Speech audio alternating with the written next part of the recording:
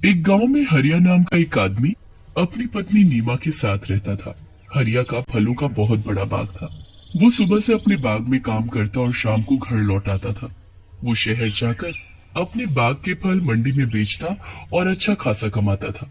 हरिया के घर में किसी चीज की कोई कमी नहीं थी। एक दिन हरिया हमेशा की तरह सुबह सुबह बाग में जा रहा था कि तभी उसकी पत्नी नीमा उसे आवाज देती है, अजी शाम को मेरे घर के लिए भी थोड़े से आम ले आना। ठीक है, ले आऊंगा आम। हरिया बाग में पहुंचता है तो वहाँ अच्छी खासी धूप हो रही होती है। हरिया एक बड़े से आम के पेड़ के नीचे एक चारपाई बिछा लेता है और उस पर बैठ जाता है। उस पेड़ पर बड़े ही पके हुए और बढ़िया आम लग रहे होते हैं। अरे वाह, क्या आम लगे हैं। इसके तो अच्छे पैसे मिलेंगे। एक काम करता हूँ, इसी में से नीमा के लिए आम ले जाऊंगा, वो बड़ी खुश होगी। हरिया पूरा दिन बाग में काम करता है और शाम को घर जाते वक्त उस पेड़ से कुछ बढ़िया बढ़िया आम तोड़कर रख लेता है। उसके बाद हरिया घर के लिए निकल पड़ता है। घर पहुंचकर हरिया नीमा को आवाज देता है, हाँ जी मैं आ गई, बताओ ना क्या लेकर आए हो। तुम्हारे पसंदीदा आम। आम? सच्ची? हाँ हाँ सच। चलो जल्दी से ठेले से आम निकाल लो, फिर आराम से खाने के साथ खाएंगे। नीमा जैसे ही थैले को खोलकर देखती है तो उसे बड़ा ही गुस्सा आता है। ये क्या है? अरे क्या हुआ भाग्यवान, क्यों गुस्सा हो रही हो? ऐसे खाए हुए आम देखकर कौन गुस्सा नहीं होगा। पूरा थैला बस गुठलियों से भरा पड़ा है। गुठलियों से? कैसी बात कर रही हो नीमा? मैं खुद ताजे ताजे बढ़िया आम तोड़ कर लाया हूँ, तो रास्ते में आते आते इन्हें कौन खा गया? वो मुझे क्या पता। अब मैं जा रही हूँ सोने, और दोबारा मेरे साथ ऐसा मजाक मत करना। हरिया को समझ ही नहीं आता कि आखिर थैले में रखे हुए आम गुठली कैसे बन गए। वो उस रात यही सोचते सोचते सो जाता है। अगले दिन जब वो सुबह उठकर फिर से अपने आम के बाग में जाता है, पूरा दिन वो बाग में काम करता है, फिर थककर उसी आम के पेड़ के नीचे चारपाई पर सो जाता है। पेड़ पर बैठी चुड़ैल गुस्से से हरिया को देखने लगती है। ये फिर आ गया मेरे आम लेने। ये चाहे कुछ भी कर ले, पर मैं इसे बाग से एक भी आम नहीं ले जाने दूंगी। ये बाग मेरा है, बस मेरा। चुड़ैल पेड़ पर बैठी एक के बाद एक आम खाती रहती है और गुठली नीचे फेंकती रहती है। हरिया के आसपास काफी सारी गुठली इकट्ठा हो जाती है। चुड़ैल को आम इतने पसंद होते हैं कि वो आम खाना बंद नहीं करती। इस बार जब वो आम खाकर आम की गुठली नीचे फेंकती है तो वो सीधा हरिया के सिर पर जा लगती है। हरिया हड़बड़ाकर उठ जाता है। कौन है? कौन है? किसने मुझे मारा? हरिया इधर उधर देखता है तो उसे कोई भी नहीं दिखता, पर फिर उसकी नजर उसके आसपास पड़ी आम की गुठलियों पर जाती है। हरिया उन गुठलियों को देखकर बड़ा हैरान होता है। ये गुठलियाँ यहाँ कैसे आई? अभी जब मैं यहाँ आराम करने लेटा था तब तो यहाँ एक भी गुठली नहीं थी, तो फिर अब ये कहाँ से आई? कौन है जो मेरे बाग के आम खाकर मेरे ही पास गुठली फेंक कर गया है? और हिम्मत तो देखो जरा, गुठली मेरे मुंह पर मार कर गया है। जो भी है मैं उसे छोड़ूंगा नहीं।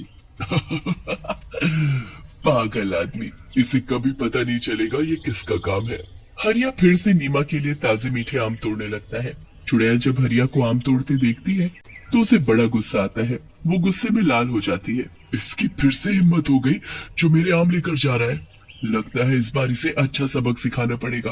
काफी आम हो गए हैं, चलो अब घर चलता हूँ, काफी देरी हो गई है। हरिया जैसे ही घर जाने लगता है तभी चुड़ैल पेड़ से नीचे कूद पड़ती है और हरिया का पीछा करने लगती है। हरिया को उस दिन घर जाते जाते रात हो जाती है। जब वो घर जा रहा होता है तो आसपास बहुत शांति होती है। हरिया को अचानक अपने पीछे किसी के चलने का एहसास होता है। हरिया जल्दी से पीछे मुड़कर देखता है, पर पीछे तो कोई भी नहीं होता। अजीब बात है, अभी कोई तो था जो मेरे पीछे चल रहा था, पर यहाँ तो कोई नहीं है। खैर मैं जल्दी घर पहुँचता हूँ। हरिया वापस घर की तरफ बढ़ने लगता है और फिर से उसे पीछे किसी के चलने का एहसास होता है। हरिया झट से पीछे देखता है तो वहाँ इस बार भी कोई नहीं होता। हरिया घबरा जाता है और जल्दी जल्दी चलने लगता है। जल्दी जल्दी चलने के चक्कर में हरिया के हाथ से उसका आम का ठेला गिर जाता है। हरिया उन आमों को जमीन से उठा ही रहा होता है कि अचानक उसके मुंह के आगे चुड़ैल आकर बैठ जाती है। क्या हुआ हरिया, सारे आम गिर गए? चुड़ैल, बचाओ बचाओ। हरिया को कुछ समझ नहीं आता। वो तो सब आम ऐसे छोड़कर भाग लेता है। भाग गया बेचारा। इन आमों पर बस मेरा हक है, बस मेरा, इनको कोई नहीं खा सकता। चुड़ैल वहीं जमीन पर बैठ जाती है और एक एक आम उठाकर खाने लगती है। भागते भागते एक बार हरिया पीछे मुड़कर देखता है तो वो चुड़ैल आमों को ऐसे खा रही होती है जैसे कोई भूखा जानवर मांस खाता है। चुड़ैल बड़े मजे से आम खाने में लगी होती है और हरिया भागते भागते अपने घर पहुंचता है। वो बहुत ही बुरी तरह हाँफ रहा होता है। उसे देख नीमा भी घबरा जाती है। अरे क्या हुआ आपको? आप इतनी बुरी तरह हाँफ क्यों रहे हो? नीमा, चुड़ैल, चुड़ैल मेरे पीछे, मेरे पीछे चुड़ैल। क्या बात कर रहे हो चुड़ैल? हाँ नीमा, मैं झूठ नहीं बोल रहा। मैंने उसे खुद अपनी इन आँखों से बिल्कुल करीब से देखा है। और पता है, भागते भागते जब मैंने उसे एक बार पीछे मुड़ कर देखा तो वो ऐसे आम खा रही थी जैसे जन्मों से भूखी हो। आम चुड़ैल खा रही थी? मुझे तो अब शक हो रहा है कि कल जो आम आप लेकर आए थे वो कहीं इस चुड़ैल ने तो गायब नहीं कर दिए और उसमें गुठली भर दी। हाँ नीमा, तुम सही बोल रही हो, पर आखिर ये चुड़ैल हमारे पीछे क्यों पड़ गई है? ये हमसे चाहती क्या है? पता नहीं जी, ये तो वही जाने। खैर अभी हम सो जाते हैं, वही ठीक रहेगा। हरिया और नीमा दोनों सो जाते हैं। सुबह हरिया जल्दी उठ जाता है क्योंकि उसे आम लेकर मंडी पहुंचना होता है। नीमा, अरे ओ नीमा, रास्ते के लिए तुमने खाना बांध दिया है ना?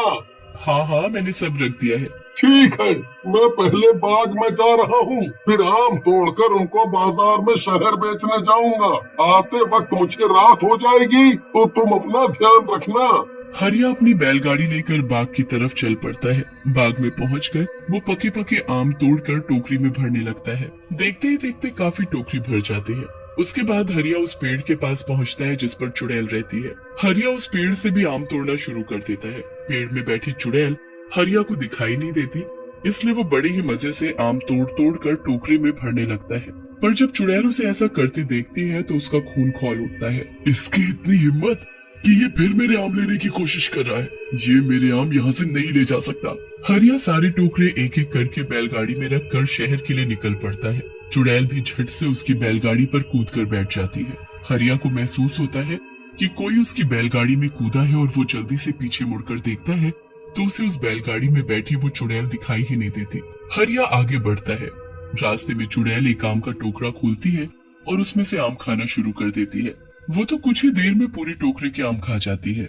उसके बाद वो दूसरा टोकरा खोलती है और उसके भी आम खत्म कर देती है। धीरे धीरे वो चुड़ैल सारी टोकरों के आम खा जाती है और टोकरों को वापस ढक देती है। कुछ देर बाद हरिया शहर पहुंचता है और टोकरे मंडी में उतार कर आम बेचने लगता है। आम ले लो, आम ताजे रसीले मीठे आम, आओ आओ जल्दी आओ और सबसे बढ़िया आम खाओ। हरिया की आवाज सुनकर वहाँ कुछ लोग आम लेने आते हैं। अरे भाई, आम क्या भाव दिए? बस 120 रुपया किलो। बताओ कितने बांध दूं? पहले आम की शक्ल तो दिखाओ, तभी तो बताऊंगा। हाँ हाँ, अभी मैं टोकरे खोलता हूँ। हरिया जैसे ही ढके हुए टोकरे को खोलता है तो उसके होश उड़ जाते हैं। टोकरे में तो बस गुठली ही गुठली भरी होती है। दूसरी टोकरी खोलता है तो उसमें भी गुठली ही भरी होती है। हरिया सारी टोकरी खोलकर देखता है और सभी में बस गुठली भरी होती है। हरिया को समझ ही नहीं आता और वो निराश होकर घर वापस आता है और नीमा को सारी बात बताता है। ये हो ना हो उसी चुड़ैल का ही काम है, इसका कुछ करना पड़ेगा। मैं आज ही तांत्रिक के पास जाती हूँ। नीमा फिर एक तांत्रिक के पास जाकर उसको अपने साथ बाग में लेकर आती है। तांत्रिक को एहसास हो जाता है कि चुड़ैल किस पेड़ पर बैठी है। तांत्रिक अपने थैले से एक धागा निकालकर उस पेड़ को बांध देता है। ए तांत्रिक, ये तो क्या कर रहा है? ऐसा मत कर वरना मैं भी इस पेड़ से बंध जाऊंगी। यही तो मुझे करना है। तूने बड़ा दुखी किया हुआ है। आखिर तू चाहती क्या है? मुझे आम बहुत पसंद है। एक दिन जब ये आदमी आम बेचने शहर जा रहा था तब मैंने इसकी बैलगाड़ी से आम खाया था और मैं इसके साथ ही यहाँ आ गई। अब इन सब आमों पर मेरा हक है। ऐसा बिल्कुल नहीं होगा, समझी? अब मैंने तुझे इस पेड़ से बांध दिया है। आज के बाद उस पेड़ से कहीं नहीं जा पाएगी। तुझे जितने आम खाने हैं तू खा सकती है, पर बस इसी पेड़ के। चुड़ैल गुस्से में चिल्लाती रह जाती है पर कुछ नहीं कर पाती। वो हमेशा के लिए उसी पेड़ पर बंध जाती है और उसी के आम का स्वाद ले पाती है।